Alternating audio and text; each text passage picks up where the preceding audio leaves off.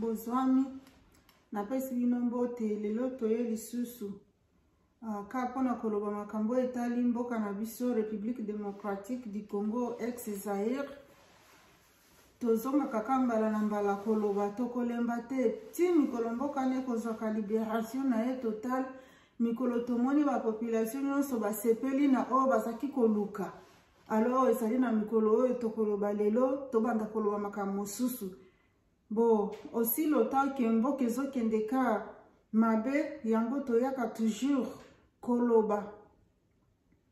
Makambo tozoloba lelo ezali makambo etali kaka mboka, ezali makambo ya bandeko na biso basoda ba FARDC ba oyo bazobunda na Ituri na ba oyo bazali na Nord Kivu. Jambo wakaka na wadada, mina wasalimia mahali pote muko. Leo tena tunakia tu kusumulia juu ya maneno ya nchi yetu. Kama nasema nchi yetu, mnajua nchi yetu ni nchi gani? République démocratique ya Congo ex-Zaïre. Alors hii mwingine ingali naenda tu mbaya, ba mama, ba baba, batoto, bakaka, bangali wanateseka, bangali wanakufa tu. Kusema mwingine haya kwa mzuri. Ndio maana kila siku tunakuyaka hapa kusema kushumulia juu ya maneno ya nchi yetu, juu ya maneno ya mkini yetu. Hivyo leo tunakia tena juu ya ile maneno before tuendelee tusikie tena mwimbo ya ndugu yetu revolutionnaire Aribo Senzo. Merci.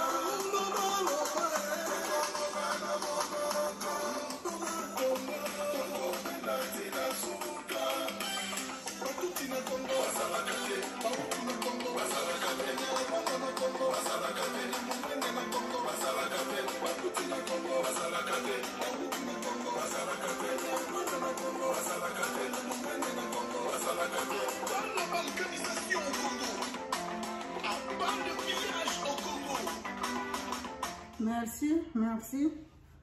Pona ndeko na biso Aribo Senzo na loyambo kitoko oyo osalelaka biso mikolo nyonso pona ko éveiller ba esprit ya bana mboka toyeba tozali banani pe banani oyo bazolinga bamikotisa na kati ya mboka pona koya kobebisa makambo generation na biso, kobebisa mboka na biso to kobotola biso mboka na makasi. Alors lelo naena loba makambo etali basoda na biso topesi bino longonya place bozali tomoni mosala mke oyo bozo sala ya mke ezali oyo tokobotola bino ba fololo te to sopela bino ba champagne te pour atteindre nan objectif ya mosala wana te bozali kaka na ebandeli mais quand même bozo sala quelque chose yango na tobi longonya mais ezali na makambo oyo tozo sepela nango te atake bana mboka po tomonaka bapapa na biso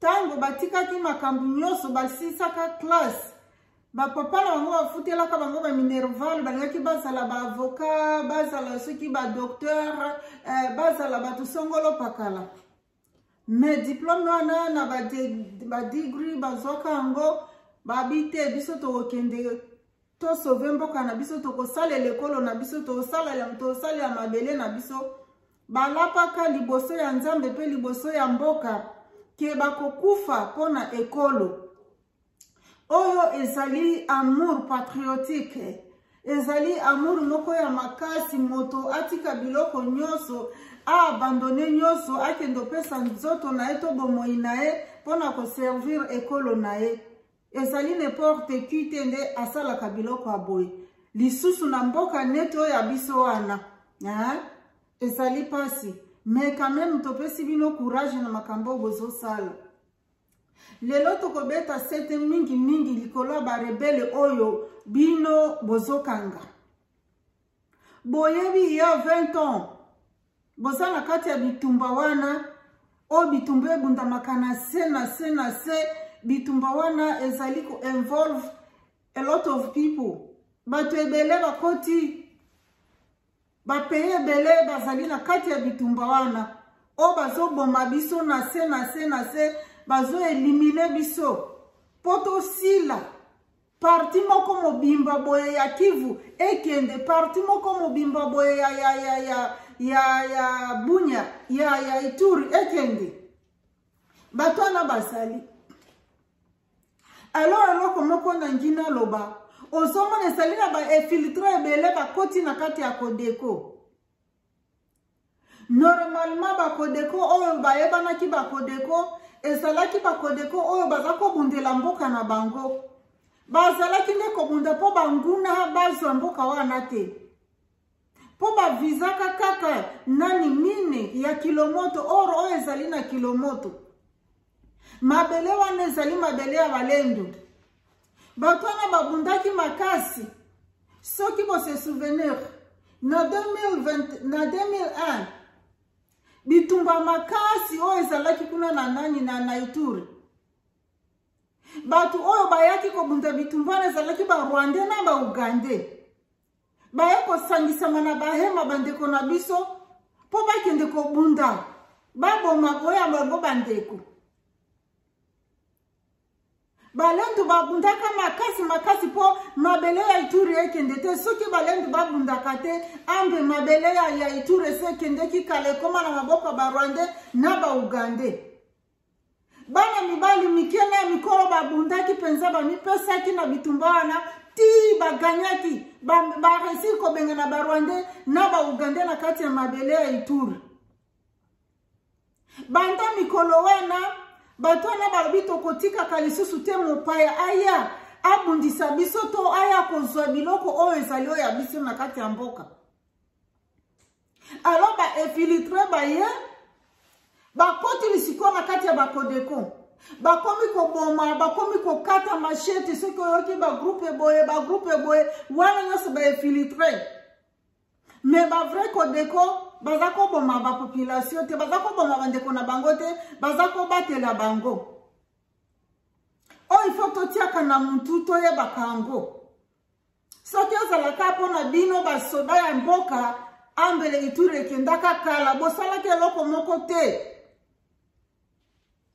2001 bosalaki eloko moko te bino basoda ya mboka. Batu oyo baliberaki parti ya mboka wana ezalaka balendu bakodeko. Il faut tontimaka makambo mosusu. Soki moto ayebi histoire ya mboka wana te alobaka te.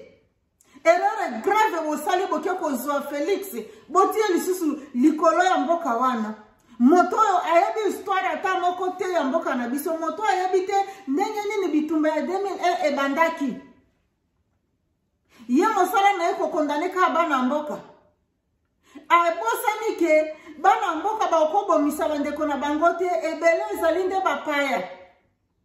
Bapaya baye utiliser quelque sorte ya ba idiot ya bana mboka po basunga bango balekisa bango na nzela. Bazali sous couverture. Même chose au basalela ki Laurent Désiré Kabila. Bake ba recruter kuna na Tanzanie.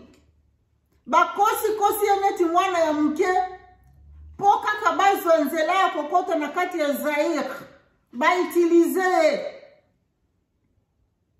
yangwana ba Rwanda na ba Uganda na ba Burundi bakotela kibiso na kati ya mboka basala ki onyoso bakoki kosala ba installer ba bureau na bango ba installer ba elema na bango ba soda na bango na kati rekwela kati ya mboka na biso nyoso. Aleron denge bozala na ba phare de ces places bozali. Esali na basoda combien Rwanda Burundi o bazali na kati na bino. Bazali ebele mais bozolo bangote. Toyabi armée na biso bandako lo balingala. Po yeba ki moto na zali vrai Zaïrois vrai Congolais soda lo bakalingala. Alors soki oyoki lingala ezali ya kotengama moto wana zali Congolais Zaïrois te. Boye bakayango. Po Burundi lo ba Swahili. Uganda lo baka Swahili, Rwanda lo baka Swahili. Munoko moko oyo suki saka bango ezali kaka lingala. Mobutu azalaki zoba te. Po azwa lingala ezala langue officielle ya basoda.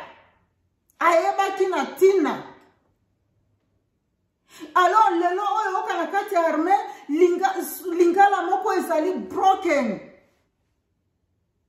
Lingala ezanga mutuna makolo baoko kata ko prononcer ata momo kote. Po tozana lingala, tozana mangala, tozana bangala. Mais okoyoka vraiment ezali kutu moto zo solo la wana na kati ya armo ya ba moto na zali mopaya. Ata Swahili na etanga zolo ba Swahili, ozoyoka Swahili wana ezali Swahili oya biso ba Zaïrois ex-Zaïrois Congolais. Kati yenu wa jeshi ya kwetu kuna madui mingi wanaingia, munajua. Betranger mingi biko kwenu kati yenu munajua. Na wakati zamani kisi Mungu aliumba ile nchi yetu, lugha ya basoda ya kwetu ilikuwaka lingala na français.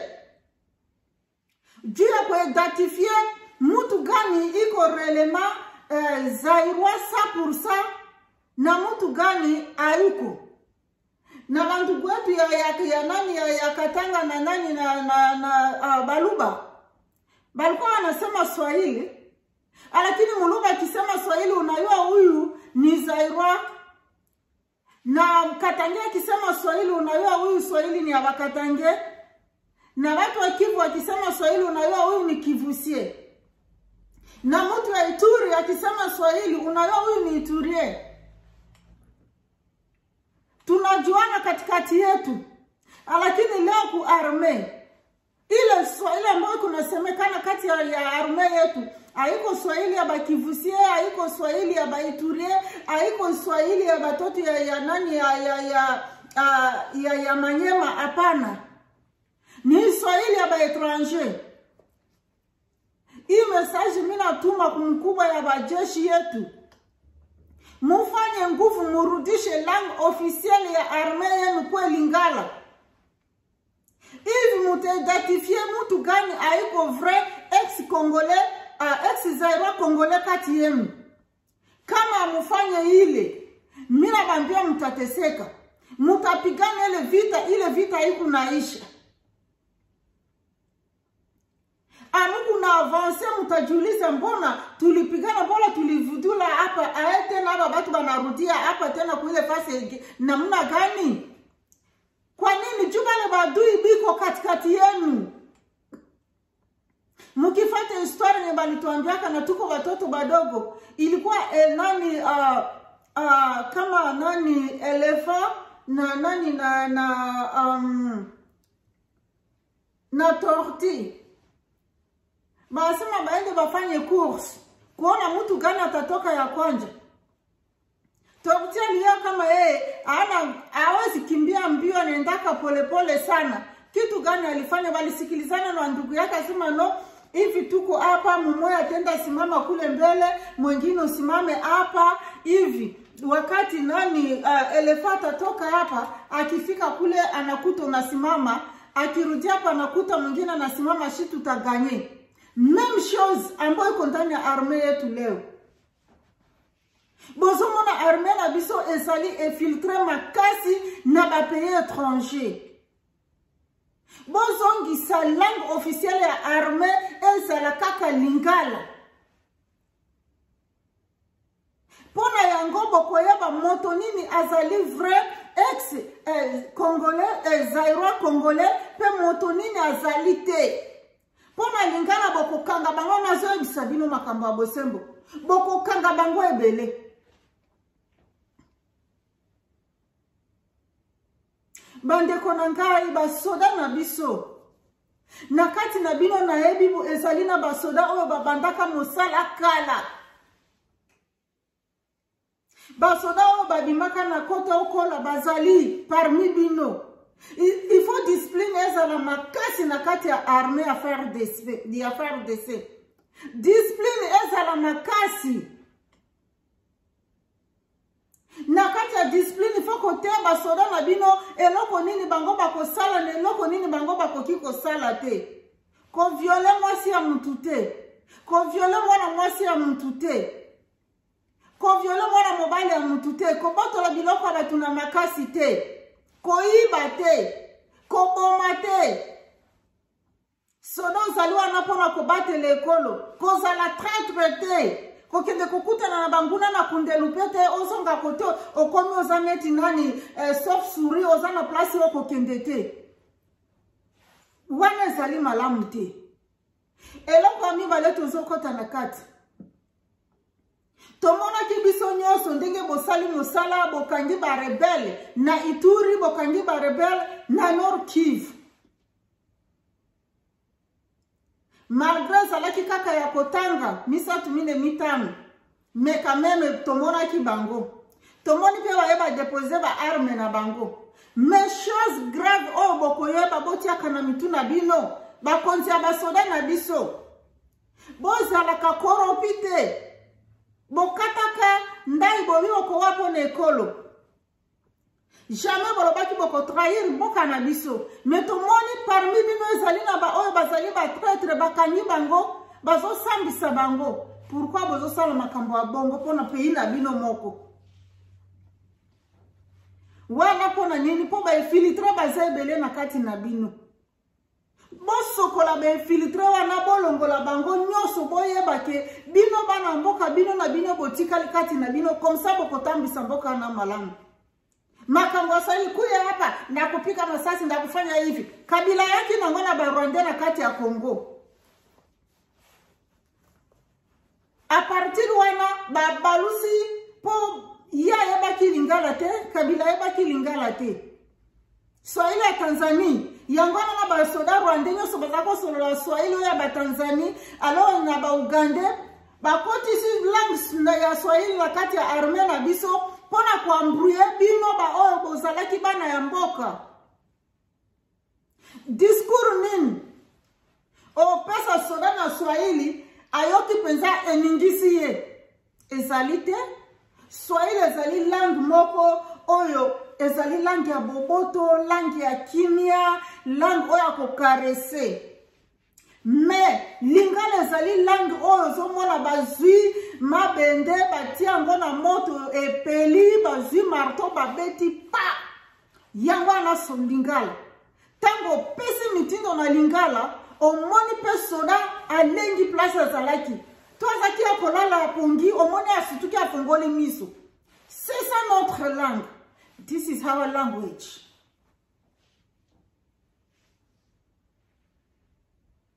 Tozalaka batu oyo ya kolalaka pongi te basoda na biso bofungola miso.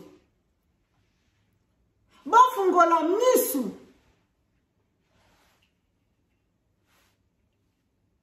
Ozomona lelo neye bokangaki batu wana boye na bango. Ba oyo bazalaki na Ituri. Bino moko boyokaki témoignage na bango. Balobi bango bazali ba Rwandais. Bauti na Rwanda. Bakia na Uganda bazako kende po baluka mosala. Tamba kuti bakomi na Uganda bakuti mutu oyo azo recruter batu eko pesa bango mosala ya koboma ba Congolais na Congo. O Nzambe mawa. Quelle malédiction. Ba recruter bango. Balobi te tozana mosala oyo tokopesa bino kuna na Congo po tolingi to récupérer mboka wana. Na Congo mosolo ezali ebele diamant, or, coltan, biloko nyonso oyo bino bolingi bokozwa yango na Congo. Comme ça boya tokende. Il faut bokomi na Congo, vie na bino eko changer, vie ya famille na bino eko changer, libela na libela. Mosala tozo pesa bino tozo traîner bino to pesa bino ba machete. Bozo kende ko kata mabumu ya batu ko boma batu ko kata mamitu ya batu. Yango na mosala to ko pesa bino. Nana zali d'accord, ya bandimi. Nazolo balokutate. Po bino moko bozo mona bitumba mosala nini bango bazo sala na kati ya mboka na biso. Eza mosala nini? Soki mosala ko boma batu te mosala nini baye osala na kati ya mboka? Can you imagine? Huh? Somebody just from nowhere recruiting you and come and teach you, give you a training to tell you, you go to the Republic Democratic of Congo to kill people. And this recruitment is happening in Uganda. They recruit these people, useless people, and send them to Republic Democratic of Congo. You go and kill people. Go and kill women, men, children. Finish them all. After that, we are going to conquer that country. We are going to take that country under our control. Who is stupid enough to accept that? In the world we are living today, who is stupid enough to agree with such kind of decision or plan? This is not acceptable. What is happening in the Democratic Republic of Congo? It is not acceptable. Ba recruiter bango ba bibo kendi kuna mosala to pesa bino zali mosala ya koboma ba Congolais ba ex Zairwa bobo mabango to ko récupérer place wana boko zoma bomengo pe famille na bino nyonso boko zala malamu boko émigrer bino nyonso boko ofana na mboka oya ya bisengo mboka ya miliki na mboka ya nzoi. Alors tango bino bokangi bango ba faire de se bokangi batu wana boye na bango botie bango na se bango moko ba témoigner ba confesser na mnoko na bango moko balobi ba uti Rwanda bakoti na Uganda bakomi na Congo ba ekoboma tango bobengi bango bolobi ba ya ba déposer ba arme alors yango oyo ba epe ba déposer ba arme na bango chose grave balobi ba joindre armée nationale congolaise. Come on. Et ça le makawapi na pays nini bomoni bakangi batu tango bakangi batu wana ba rebelle bokangi bango et puis bo memi bango bokotisi bango na kati ya armée et ça le makawapi parce que un rebelle azali traître akotikala ka ko changer te okozwa traître moto azo bomisa batu moto ayebi déontologie ya armée te bokotisi na kati ya armée nationale vraiment et ça le makawapi oyo vraiment na regretter Mobutu na regretter papa na biso Mobutu ndenge akende vraiment atika biso atika mboka dans le chaos na banzala tozalaki nango quand même tozako lia tozako mela et puis tozako lala na kimia makambo boye ezalaki na kati ya mboka te moto oyo bokangie aye akonfese alobeli bino makambo nyoso alobeli bino tina na makambo oyo baye kokota na kati ya mboka yango wana nayebisi bino ke bakodeko bazali batu oyo baza kobundela mboka na bango na bosembo me barebele batu baye bakoti na kati na bango babango utilize kombo na bango alo bino sa verifie bokende kaka bobandi koboma bandeko na bino bakodeko bozotika nde sikoyo ba vrai ba ennemi net bato bauti na Rwanda na Uganda et puis bo embrasser bango bakota na kati ya armée tango si bomi bana mboka bakonzi ya biso ya frère DC na ko s'adresser na bino lelo na eka uniquement pour na bino soki bo sali makasi te makambo ya mabe kokota na kati ya mboka boko perdre moto ya mokolo na kati ya mboka na kala mingi te nazo ebisa bino bomona ke mosala boki osala na nani na Ituri na Nord Kivu ekofuta bino te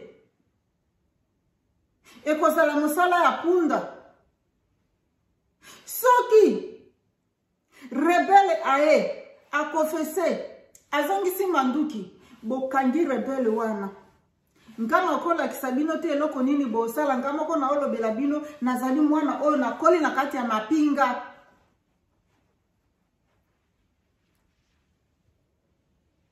bokangi rebelle wana botie place akofese aloba makambu nyoso nani mokonzi na bango nani mota rekrita ka bango kuna na Uganda azotinda bango na Congo baya koboma bosale ba technique nyoso oyo basale la kamoto ya mabe criminel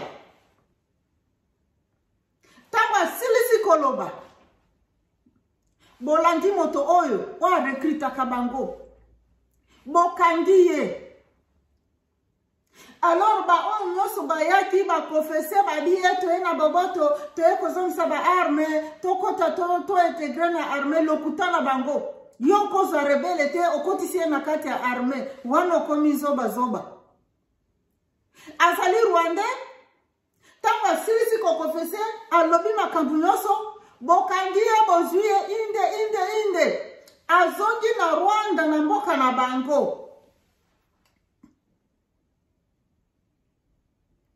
tango bokangie Uganda bomomie inde bozongisiye bobengi gouvernement Uganda basoda ba policier Uganda baye bakomi na barrière bino kote ya Congo bango kote ya Uganda bolobi moto na bino yoyo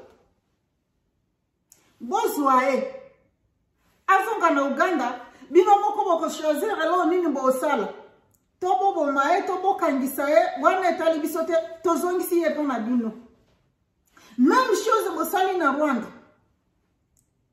bokangi rebelle wana alobi nkana zali Rwanda bomemi titi na barrière bobengi gouvernement Rwanda boyebisi ye yango ya moto na bino tozongisi ye pa na bino moko boponeloko nini bosala ye boyinde ekosukisa koboma na kati ya mboka na biso, boende kosilisa infiltration na kati ya armée na biso, boende ekotia kimia ekota na kati ya mboka na biso, ba mama na biso balalaka na kimia, batata na biso bakendeke bilanga koluka mwa mbala pona bana bango na kimia, bazonga na boboto. Mais aussi lota bosali biloko boyete na zoya bisabino. You are doing nothing. Vous êtes en train de perdre votre temps. Munapoteza muda, mukunapoteza wakati yenu, nyi bafardeze kama mufanye ile kitu. Ni uchungu sana. Leo tutakomesha hapa. Tokosukisa lelo awa. Tozali na mingi ya koloba me ton nde zali muke. Tokuta misusu mbala ya sima. Nzambe abatela bino.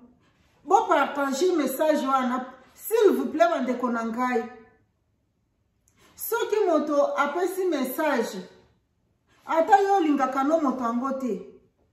Totika kimotema mabe atre biso. Tango zi message wana partager yango tindela moto mosusu, ata yo boy na yo koyoka.